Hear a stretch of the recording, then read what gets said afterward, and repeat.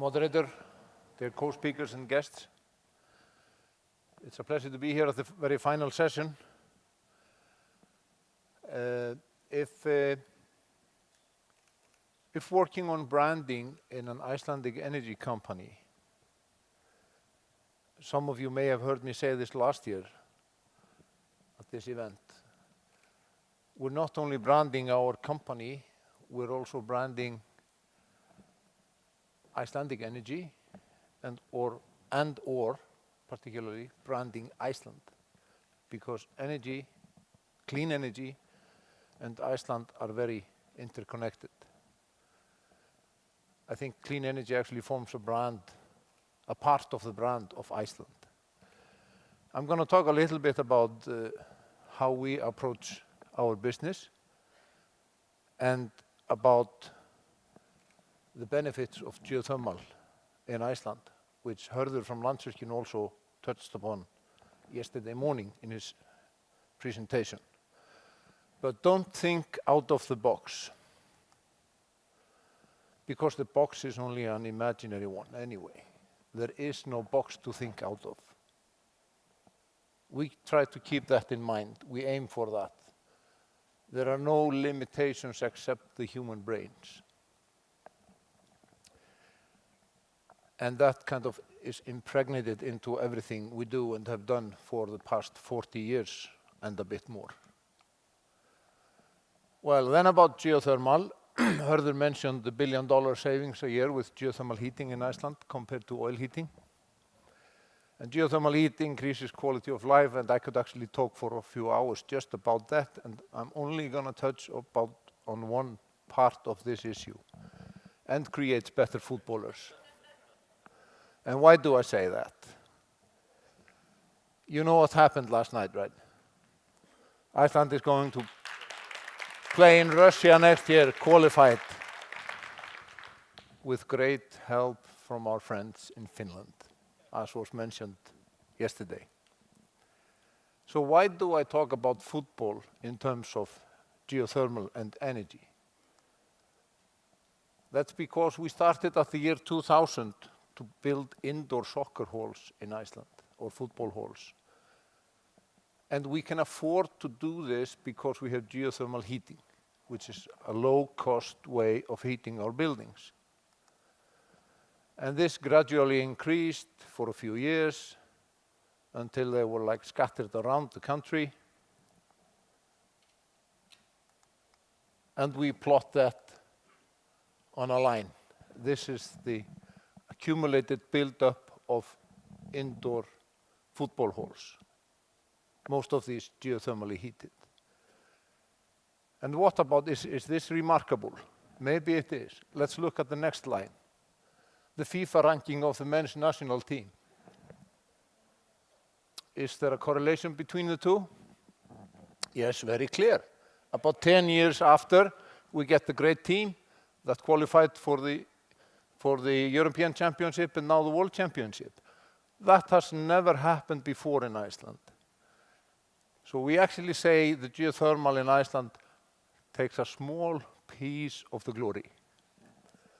In an interview about the success of the team, the captain said a lot of good things about the Swedish coach we had before, about the football association, about the properly educated trainers for young ages, and then he said, and on top of that, we were the first generation of players that got to practice indoors in the winter, which means that was not the case when I was a kid.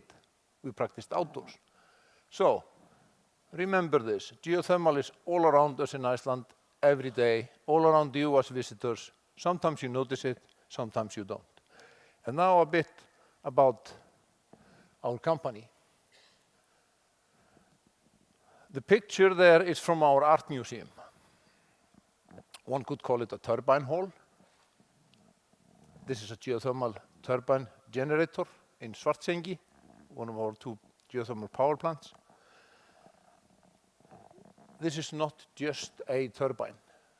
This is a world unique unit done in ways that had never been done before, and to my knowledge that has not been done that way since, to fit into our operations the resource that we are making use of, and the market that we are providing our products to. This is based on knowledge, this is based on development, and this is based on pioneers doing things that have never been done before. Everything we do is guided with this light of doing better than before and being brave. It's all in the human brain, as I said before. There is no box to think out of. Try to imagine what one can do. There are many ideas that fail, and that's just fine. Some of them will work. Be brave. Also this, we are in the nature. We live with the nature. If we think that something from our production is waste, we simply haven't figured out what to do with it, how to make use of it, if it's a valuable resource for someone else. On this picture, you see the Blue Lagoon. It started off as a waste pit. It was effluent fluids from the geothermal operations almost 40 years ago. And nobody figured out what to do with it. It was disposed of into the lava field. The business of the Blue Lagoon is now quite bigger than the business of our energy company. And it's a pure offspring of the geothermal development. So there should be no such thing as waste. We have to figure out how to deal with it. And we have many, many examples about what we thought was waste and is now a resource to someone else. A conglomerate of companies that live around the power plants now employs around about 1,000 people, and the power company itself employs 60 people, 60. So there's over 15 times more employees in the companies that have set up around the power plants and can't be nowhere else. They can only operate there because they have to be tied to the power plants because they use the geothermal fluid, or they use some gas, or they use some effluent heat, or whatever it is. This means that the knowledge within a team of 1,000 is, of course, much more and widespread than in a team of 60. So a lot of the new development takes place through interdisciplinary cooperation between the companies. We, as a power company, have a lot of business people, engineers, geoscientists, etc., whereas the other have biologists or chemists or doctors and nurses. And by talking amongst these groups, new ideas simply pop out. What can we do about this or that? That brings new ideas. That's the core of our game. Be brave. Thank you.